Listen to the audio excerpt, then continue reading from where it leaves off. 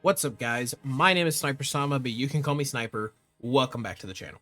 In today's video, we are going over the updated Immortality build. Now, just because personal preference, I love Immortal builds and the Vampire builds on Lance specifically. I think they're great. I think they fit in super well because Lance is already such a tanky weapon.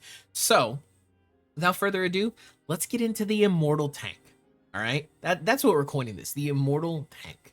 So, we have, obviously, my 5 out of 5, rarity 8, Ardean, Paralysis Lance. Huge, still the only one that I have with literally 7 attack rolls and 1 sharpness. The only one, and I farmed a million for at least the different variants, the different weapons. Ignore my bow. We have the Numinous Crown Beta, Shroud Beta, Vambraces Beta, and Greaves Beta. Okay? With Suja Sash Alpha, the Defense Charm 4. Unfortunately for me, I did not realize until after Arch-Tempered Raydao had left that I needed the Gamma tickets from him to level this up to 5. So it's going to stick to 4. If you guys happen to get it up to 5, that's great. That means you have a flex slot, but we'll get into that when we get to the decorations in just a moment. And lastly, the Mending Mantle. Now, in my opinion, there's a couple different things that you can choose to do. You do not need to use the Mending Mantle. The only one I honestly, especially if you are doing this on Lance, that I don't recommend is Evasion Mantle. And that's because you are not trying to dodge on Lance. You're trying to guard, which means it's kind of lackluster. It's not really worth it. Personally, if I would say these two are interchangeable, the Rocksteady and the Mending, and then the Corrupted goes in second place, followed by the Evasion Mantle, assuming you're on Lance. If you're on different weapons, you're comfortable playing, we'll say, Gun Lance, I would definitely use Corrupted Mantle or Rocksteady if you're not rocking earplugs. It's all personal preference. At least for me, on Lance, I really like Mending Mantle. Okay? Now that we've gone over all of this, let's get into the decorations. First up, we have Shield Handicraft, Guardian Handicraft, and Handicraft 3. Why so much Handicraft? Well, just like you're immortal, which means you want your weapon to be immortal. And the closest I could get to making my weapon immortal, quote unquote, was to make it almost impossible to run out of white sharpness. Hey yo, we have maxed out Handicraft. Next up, we have 1, 2 Challenger Charms. The reason for Challenger is because we want Agitator. We want Agitator maxed out. Which means, bada bing, bada boom, Agitator's maxed out. We're then going to go to Potential Jewels. We have 1, 2, and 3. Now, Potentials leads to Heroics. Typically, you will see Heroics as a speed run perk, because at level 5, you get plus 30% attack, and your defense increase effectives are no longer active. All you get is the attack, when your attack is 35% or lower. Now, you don't want to do that. However, thanks to the way this build works, if you get low enough like that, let's say you get absolutely chunked, you get hit by some sort of nuke attack, you're just going to increase your damage or your defense by 50 once that happens. Meaning, even at low health, you're still nigh unkillable. It was something that I thought about, and I was trying to figure out the best way to incorporate it, because it is a level 3 plus 100 defense and 5% attack, which is ludicrous. And because we do have Zoh Shia's Pulse on, we won't be there for very long, which means it might, just maybe, help you tank one more hit long enough to, survive. So we decided to go with Heroics. Next up, we have a Counter Jewel and a Counter Jewel. We have 2 of those. The reason for that is Counter-Strike. The odds of you getting knocked back on Lance, if you are guarding as often as you should be, are very slim. However, they're not 100%.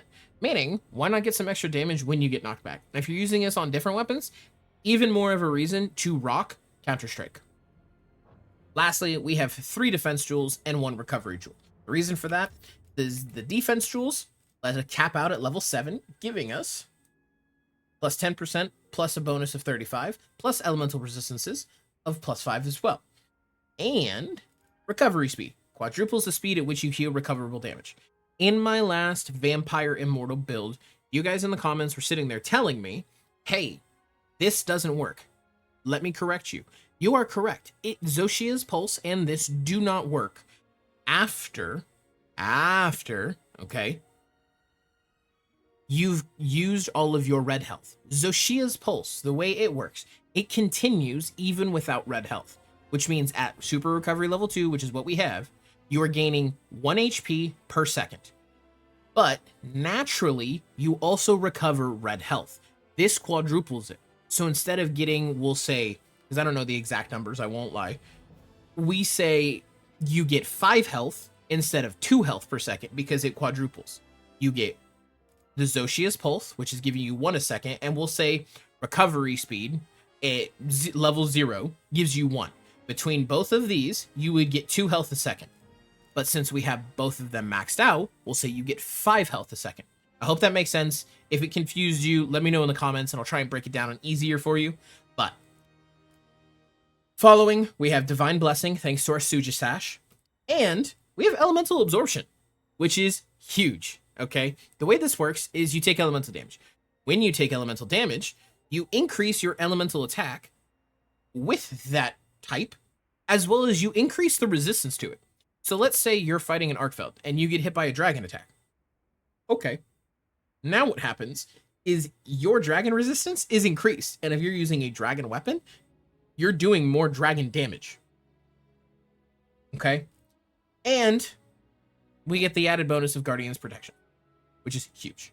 Now, this is definitely a longer little build set, but that's because I wanted to break everything down. I want to show you guys exactly what I was thinking, exactly how everything worked. And now we're going to go ahead and go fight something. So without further ado, let's get into that. All right, guys. So here we are with the Immortal Lance build against a 5-star Tempered Arkfeld. We're going to go ahead and open it up. Others there. Get the offensive guard proc. And we'll keep going.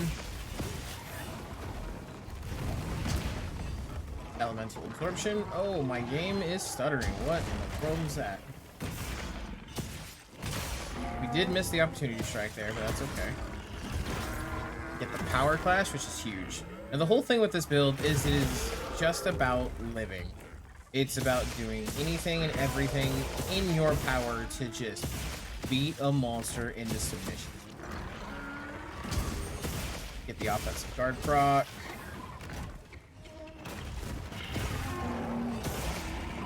Once again, elemental absorption active, so we're just going to do a little extra.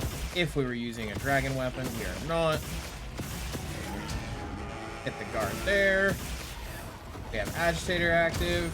Guard again and again. And you can see, thanks to Zoh Shia's pulse, I'm really not losing much health. We're just eating these hits with not a care in the world. Let's go ahead and Tempered Wound, knock him over. And we're going to do one of my absolute favorite things on Lance, and that is to just plow into the monster. Just drill run straight into him when they're knocked over. And there's the para proc, which is huge. And you can see too, thanks to our level of the handicraft, honestly, we're kind of cooking, especially in the sharpness department. I mean, we're still on white, and we were able to just straight run. Oh, we jousted Arkfeld and just didn't care. We're about to finally run out of white sharpness. We're gonna hop in and out of this, that way we can get the opportunity strike. Maybe. What in the world just happened? I hit it 3 times, but none of them seem to have worked. Offensive guard proc once again. There it is again. Once more into the breach. And now you can see, like, I haven't healed at all. I've been getting hit. Not exactly. But I have been taking chunks of damage, and it hasn't mattered. Because we just put out so much healing that it is impossible for this Arkfeld, assuming we're not playing completely dumb, to take us out. This is definitely one of those builds where I really like it on Lance, just for the simple fact of you really are like an immovable wall. Get a wound break. There we go. Double wound break, which is nice. We're in a little bit of a weird spot, I'll say that. Go ahead and hop this way. There we go. Just hit the guard so we don't have to worry about being lured out. 1, 2, and we'll charge counter. 3. We'll go for another wound break. That is the head broke as well, so this Archfield is gonna go down. You can see we're into blue sharpness and we're still just going. There isn't a whole lot that this Archfield can do against us right now. Our guards are on point. There is literally not an opportunity. That is the first time I've been hit, and you can see even Divine Blessing proc and Counter Strike. So right now, all I'm doing is just extra damage. We see here as my second hit, Elemental Absorptions procs. Just a plethora of skills that are benefiting me right now. Get the offensive guard bonus, and we'll keep going. And you can see, thanks to Zoh Shia's pulls too, like, you guys saw me get hit twice. I haven't healed. I haven't done anything except fight. I mean, we're about to be on green sharpness. Like, we'll get another power clash, which is huge. And we keep just messing him up. We're finally on the green sharpness. 1, 2, charge counter.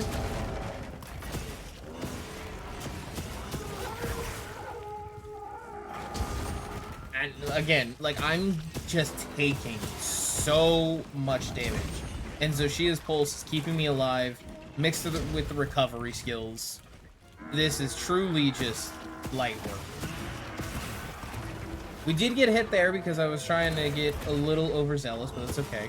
We're gonna make a point and not heal. And you know what? Since they're in their own turf war, we're gonna go ahead and sharpen up. Get back up into white. Guarantee that we have some